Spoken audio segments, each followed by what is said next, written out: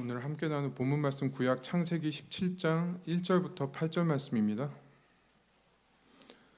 구약 성경 19페이지 구약 성경 창세기 17장 1절부터 8절 말씀 함께 교도하겠습니다. 아브라함이 99세 때 여호와께서 아브라함에게 나타나서 그에게 이르시되 나는 전능한 하나님이라 너는 내 앞에서 행하여 완전하라.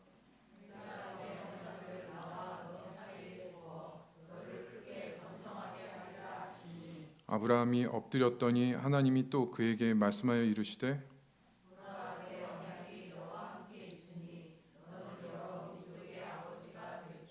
이제 후로는 내 이름을 아브라함이라 하지 아니하고 아브라함이라 하리니 이는 내가 너를 여러 민족의 아버지가 되게 함이니라.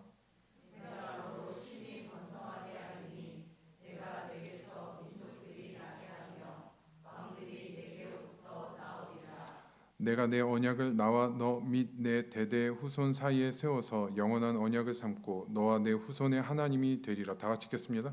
내가 너와 내 후손에게 내가 거류하는 이 땅 곧 가나안 온 땅을 주어 영원한 기업이 되게 하고 나는 그들의 하나님이 되리라. 아멘.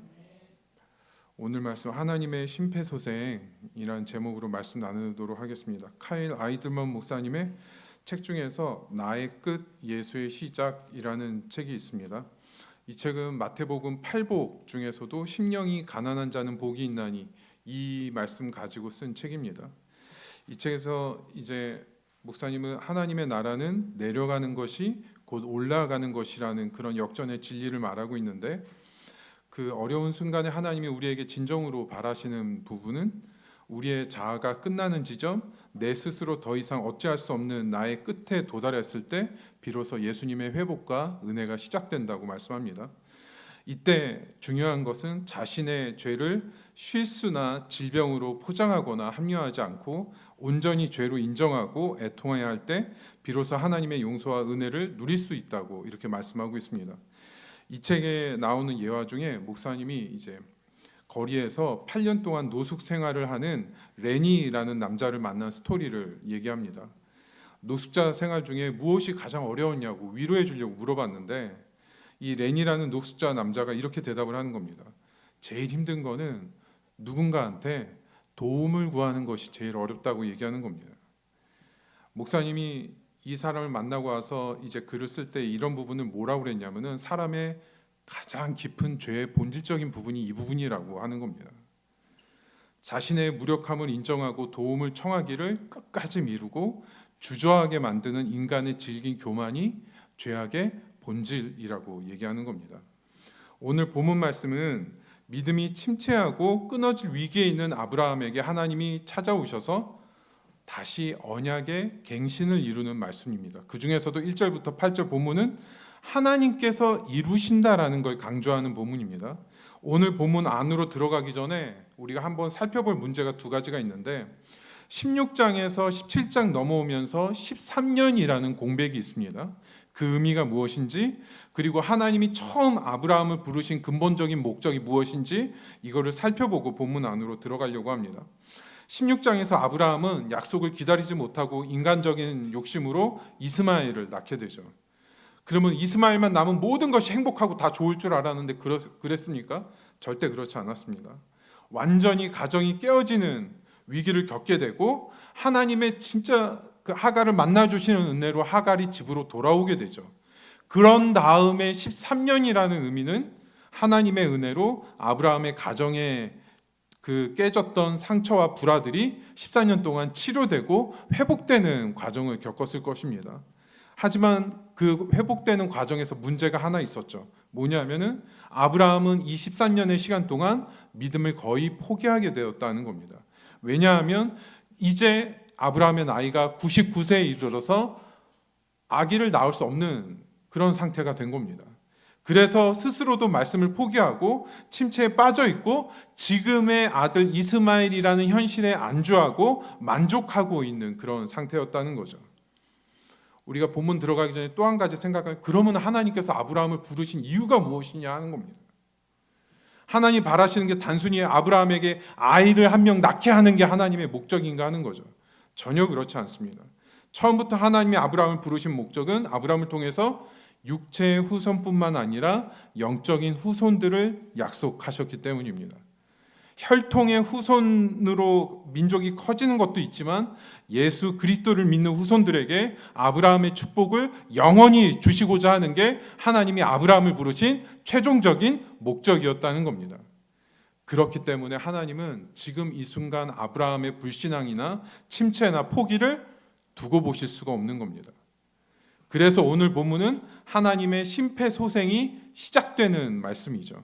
심폐소생이라는 건 이제 막 숨이 끊어질 위기에 있는 사람에게 산소를 공급하는 겁니다. 숨을 쉬고 살 수 있도록 하기 위해서 하는 거죠.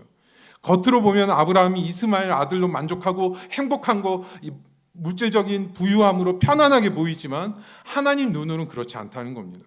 하나님 눈에는 아브라함이 믿음을 포기하고 하나님으로부터 돌아선 아브라함의 상태는 숨이 끊어질 것 같은 위기에 있었다는 거죠. 우리가 그럴 수 있다는 겁니다. 숨은 쉬고 만족하며 행복하며 살아가는 것 같은데 정작 믿음은 식어가고 고난 중에 하나님을 멀리하고 포기하게 되는 모습이 우리 모습일 수 있다는 겁니다. 오늘 말씀을 통해서 하나님이 주시는 생명의 공급으로 우리 믿음이 살아나고 다시 하나님을 온전히 바라보며 회복될 수 있는 시간이 되기를 바랍니다. 오늘 처음 살펴볼 제목 같이 한번 읽겠습니다. 우리 힘으로 할 수 없는 것. 본문 1절 말씀 다 같이 읽겠습니다. 아브라함이 99세 때 여호와께서 아브라함에게 나타나서 그에게 이르시되 나는 전능한 하나님이라 너는 내 앞에서 행하여 완전하라. 99세 때라는 건 16장 마지막 16절이 86세로 끝나기 때문에 13년의 공백이 있는 거죠. 제가 서론에서 말씀드렸지만은 인간적인 시도로 일어난 가정의 불화와 갈등이 하나님의 은혜로 치료되는 시간인 동시에 아브라함이 하나님에 대한 믿음을 포기하고 침체에 빠져 있는 13년이라는 시간입니다. 그런데 오늘 본문을 보면 아브라함이 침체에 빠져 있다는 걸 어떻게 알 수 있습니까? 오늘 본문 마지막에 17절 뒷부분을 보시면 아브라함이 엎드려 웃으며라고 되어 있습니다. 하나님의 말씀을 믿지 못하는 거죠. 아직 아브라함이 쉽게 회복하지 못한 모습이 17절에 보면 나옵니다. 1절을 보시면 여호와께서 나타나셨다고 되어 있습니다. 아브라함이 하나님을 찾은 게 아니라 하나님께서 주권적으로 아브라함을 찾아오셨다는 거죠. 그리고 하나님이 자신을 소개할 때 아브라함에게 처음으로 하나님의 이름을 엘샤다이, 전능한 하나님이라고 하나님을 소개하는 겁니다. 이 말은 하나님의 우주적 통치와 지배와 권능을 얘기하는 단어이죠. 하나님이 아브라함에게 이런 말씀 주시는 거죠. 이제 나이가 들어서 신체적인 기능이 모두 끊어진 지금 여전히 너가 생명을 낳을 수 있는 권한이 내가 가지고 있다라는 걸 하나님이 말씀하시는 겁니다. 성도 여러분, 우리가 믿는 하나님이 어떤 분이신지를 다시 한번 생각해 보시기 바랍니다. 전 우주를 다스리시고 생명을 주관하시는 하나님을 우리가 믿고 있다는 겁니다. 그리고서 1절에서 내 앞에서 라는 말이 나오는데 내 앞에서, 이거는 히브리어로 하나님의 얼굴 앞에서 라는 뜻입니다. 라틴어로 우리가 익숙한 코람데오라는 말의 구약 버전의 단어가 이 내 앞에서라는 거죠. 이 말의 의미는 14년, 이 말씀을 하시는 이유가 뭐냐, 14년 동안 아브라함이 그러지 못했다는 겁니다. 13년 동안 아브라함이 하나님으로부터 마음이 돌아섰다는 걸 보여주는 거죠. 스스로 약속을 포기했다는 뜻입니다. 성도 여러분, 죄의 본질이 이런 부분입니다. 내가 행동으로 무엇을 잘못하기 전에 하나님의 고유한 성품, 하나님의 말씀, 하나님의 뜻에서 자신을 뒤틀리게 하고 벗어나고 스스로 거기에서 마음을 끊는 것. 이게 죄의 본질입니다.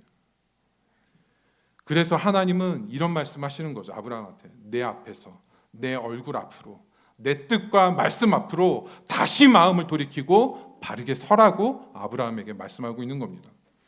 그리고 나서 1절 중간으로 보시면 행하여라는 단어가 나옵니다.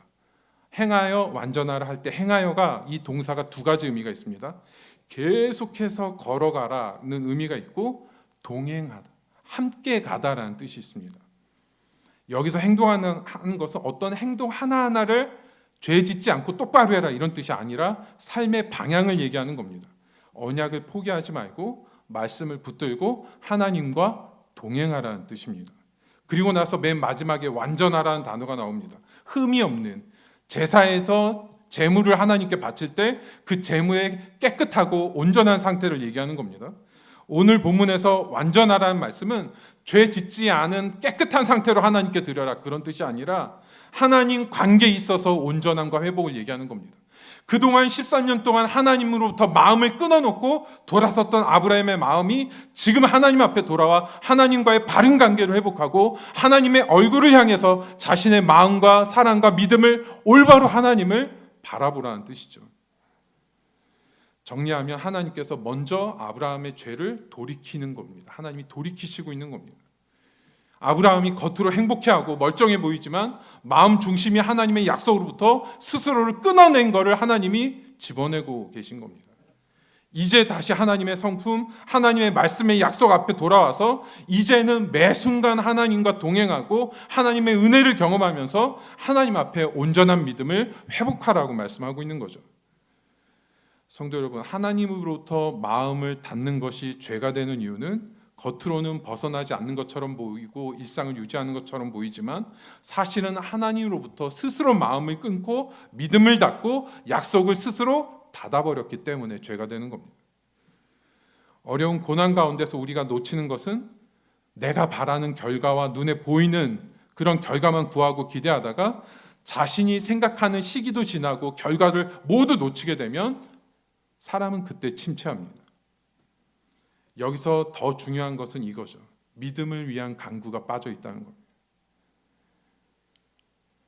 내가 예상하지 못한 결과, 내가 정말 필요로 하는 순간 하나님이 공급해 주시지 않는 그 순간에 내 믿음이 떨어지지 않도록 모든 것이 다 포기할 만한 상황에서 성령의 충만함을 하나님께 구할 수 있는 간구, 막막한 결과 현실 앞에서 하나님께서 나의 심령과 마음을 다시 한번 붙들어 달라고 간절히 간구하는 게 필요하다고 말씀하시는 겁니다. 하나님께서 아브라함에게 바라신 건 이 부분이었다는 거죠. 억지로 완벽한 믿음을 있는 척하려고 유지하는 게 문제가 아니라 자신이 생각하는 가능성이 완전히 맡기고 절망하는 순간에 하나님을 찾고 은혜를 구하고 하나님께 약속의 증거를 구하면서 하나님과 동행하면서 처음 주신 그 믿음 안에 거하려고 하나님을 붙들라는 얘기입니다. 함께 하신 하나님께 믿음을 붙들어 달라고, 성령께서 주시는 확신으로 믿음을 포기하지 않게 해달라고 간구하는 게 필요하다는 겁니다. 우리는 이 기도를 중요하게 생각하지 않습니다. 왜냐하면 내가 생각할 때 이미 시기가 다 지났는데, 내가 생각하는 결과는 다 끝났는데 기도하면 무엇 하나 하는 그런 생각이 들고 이 순간에는 그 결과에 대해서 하나님을 포기하는 게 쉽다고 생각하는 거죠. 하지만 우리의 절망 가운데 하나님을 향해 하나님이 주시는 확신과 은혜로 우리가 믿음을 포기하지 않고 붙들 수 있다면 하나님께서는 그 믿음이 우리를 보시는 전부가 되는 겁니다. 오늘 주시는 말씀으로 다시 믿음을 위해서 하나님께 주시는 확신을 위해 간구하고 굳건한 믿음에 서서 나아가는 성도님들 되시기를 바랍니다. 오늘 두 번째로 살펴볼 제목 같이 한번 읽겠습니다. 언약의 갱신에는 믿음의 파산 선고가 있다. 본문 2절과 3절 말씀 함께 교도하겠습니다. 내가 내 언약을 나와 너 사이에 두어 너를 크게 번성하게 하리라 하시니,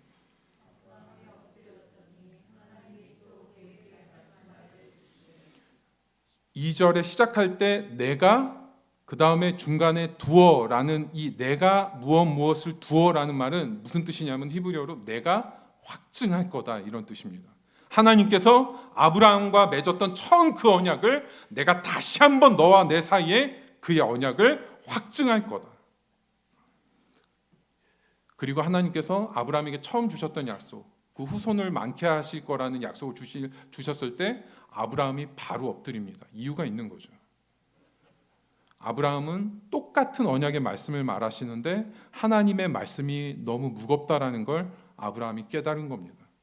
성도 여러분, 지금 하나님께서 아브라함에게 번성하게 해주신다는 약속이 하나님께서 아브라함에게 처음 주시는 약속입니까? 이 언약이 처음 언약이 아니죠. 그래서 이 부분을 언약의 갱신이라고 부르는 겁니다. 하나님께서 같은 언약을 새롭게 다시 아브라함과 사이에 세우고 계신 거죠. 물론 언약의 갱신은 무조건적인 하나님의 은혜이고 선물입니다. 그런데 구약의 역사를 보면 언약의 갱신이 꼭 좋은 것만은 아닙니다. 창세기 15장에서 이미 하나님이 지나가시는 횃불을 통해서 맺었던 그 언약을 하나님께서 왜 다시 지금 이 순간에 아브라함과 사이에 언약을 세우려고 하시는 겁니까? 그 이유가 중요한 거죠. 하나님이 말씀은 안 하고 계시지만 아브라함에게 주고 있는 메시지는 이겁니다. 너가 내 약속을 무시하고 내 약속을 버렸고 현실에 안주하면서 나를 믿지 않았기 때문이다. 그럼에도 하나님은 같은 언약을 다시 세우심으로 아브라함이 믿음의 숨이 끊어지고 있는 순간 심폐호흡으로 아브라함을 살리고 계신 겁니다.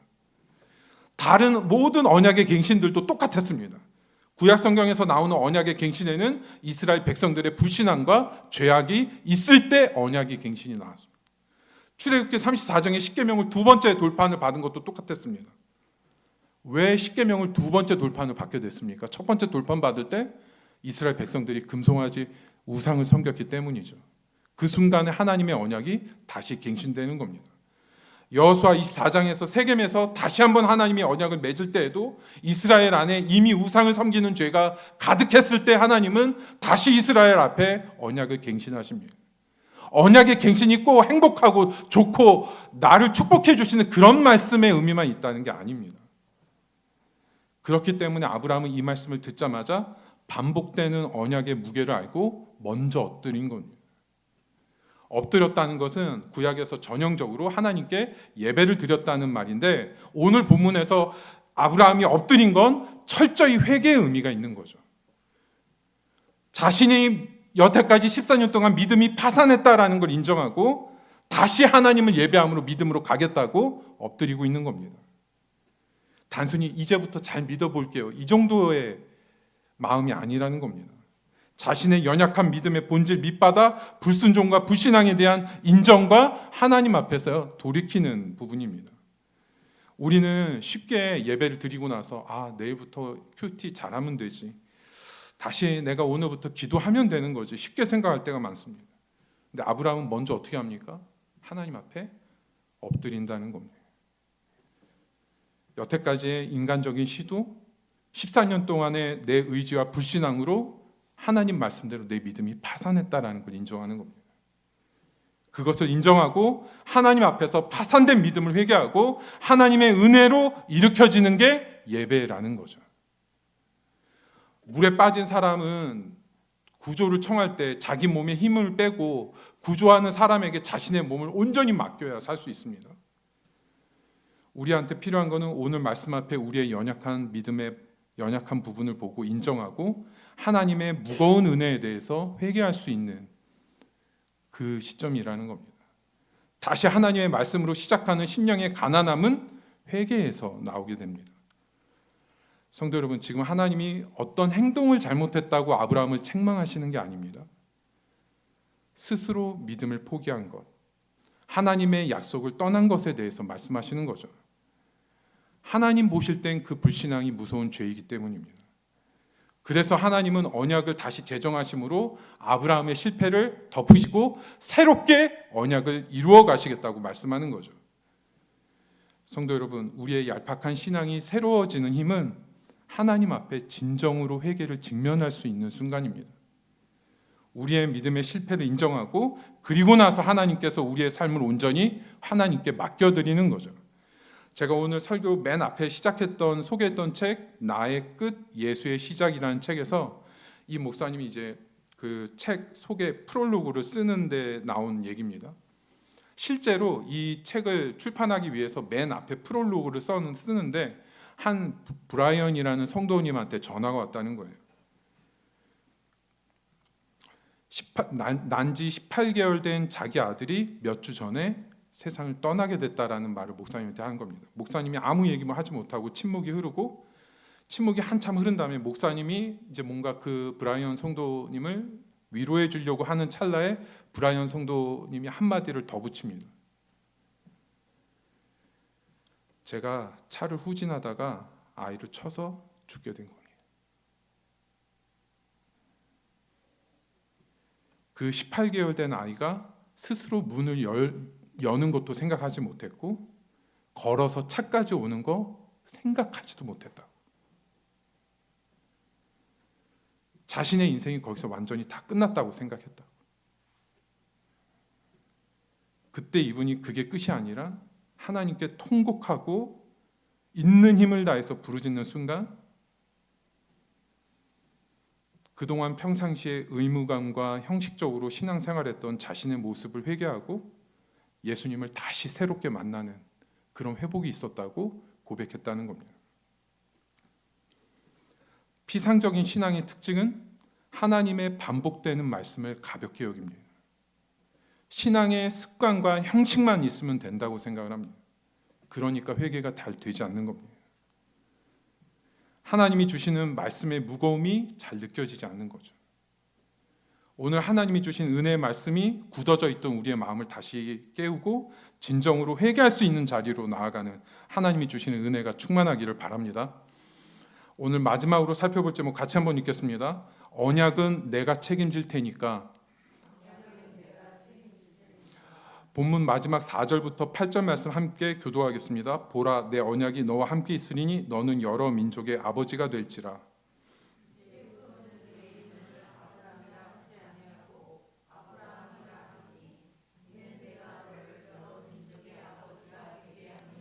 내가 너로 심히 번성하게 하리니 내가 내게서 민족들이 나게 하며 왕들이 내게로부터 나오리라.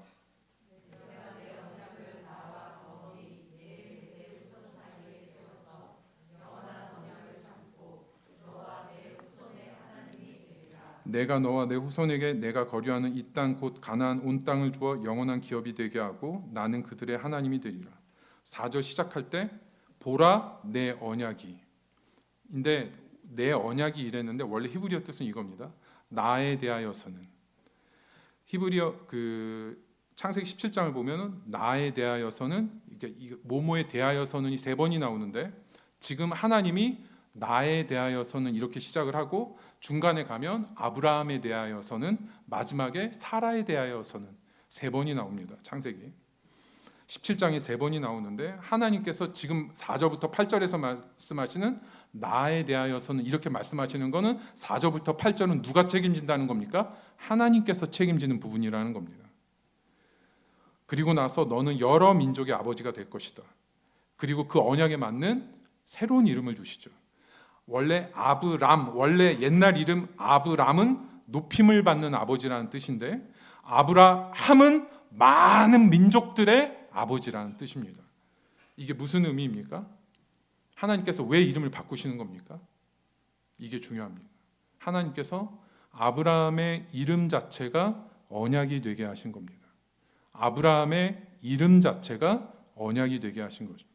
하나님의 심폐소생은 아브라함의 존재 자체가 언약 자체가 되게 하신 겁니다. 두 가지 생각할 것이 있습니다. 이제부터 하나님이 아브라함한테 얘기하실 때 이걸 얘기하는 거죠. 이제는 이 언약이 너가 무시하거나 너가 버리거나 할 수 있는 게 아니라 이 언약이 너 존재 자체가 되는 거라고 말씀하시는 겁니다. 너의 정체성이 언약이 되는 거라고 말씀하시는 겁니다. 그리고 여기에서 민족은 민족뿐만 아니라 예수 그리스도를 믿는 모든 후손까지 아브라함의 축복을 영원히 받게 하시겠다고 약속해 주시는 부분이죠. 왜냐하면 7절을 보면 이 언약이 영원한 언약으로 삼겠다고 말씀하시기 때문입니다. 이스라엘의 하나님 정도가 아니라 예수 그리스도를 믿는 우리의 하나님이 되신다는 거죠. 그래서 하나님께서 아브라함에게 이런 말씀하시는 거죠. 너는 그 언약의 처음 모델로 언약 그대로 삶이 되는 인생이 되라. 이 메시지를 주는 겁니다. 너는 그거면 충분하다. 그동안 이스마엘이라는 우상에서 빠져나와서 나이 들어가는 것에 만족하거나 안주하거나 포기하지 말고 약속이 이루어지든지 이루어지지 말든지 너는 그 언약을 붙드는 존재로 너 삶을 감당해라. 이런 의미입니다. 언약이 되는 존재라는 뜻은 끊임없이 말씀을 믿고 하나님을 신뢰하고 끝까지 믿음으로만 가라는 겁니다. 약속이 이루어지든지 이루어지지 않든지. 그리고 그 말에는 하나님이 뒤에 이런 말이 있는 거죠. 언약과 축복은 내가 책임진다.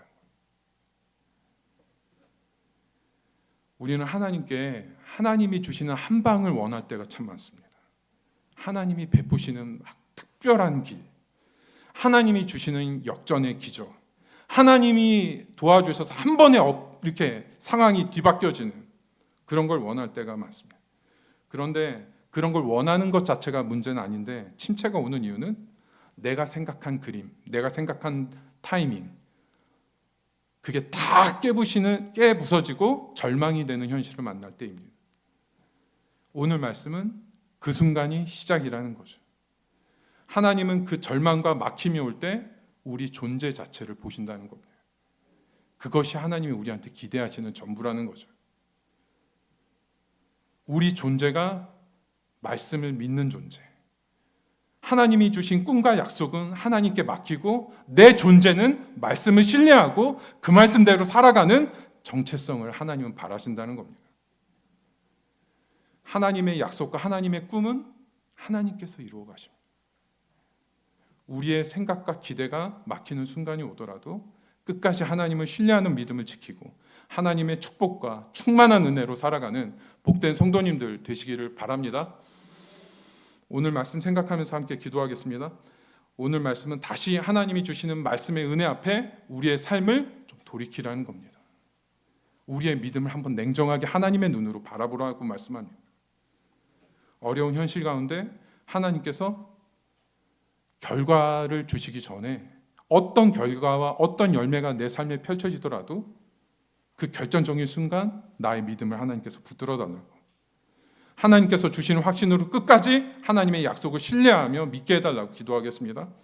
계속 반복해서 주어지는 하나님의 말씀은 우리는 너무 가볍게 여기는데 하나님의 무거운 마음이 담겨 있다는 겁니다. 하나님께서 오늘 말씀을 통해서 우리에게 회개의 영을 주시고 기꺼이 우리의 믿음의 실패를 인정하고 돌이키고 하나님이 주시는 새로운 마음으로 거듭나게 해달라고, 그래서 이제는 모든 결과와 열매는 하나님께 온전히 맡기고 우리의 존재는 말씀을 믿는 존재로 그 정체성으로 살아가게 해달라고 오늘 말씀 생각하면서 함께 기도하겠습니다.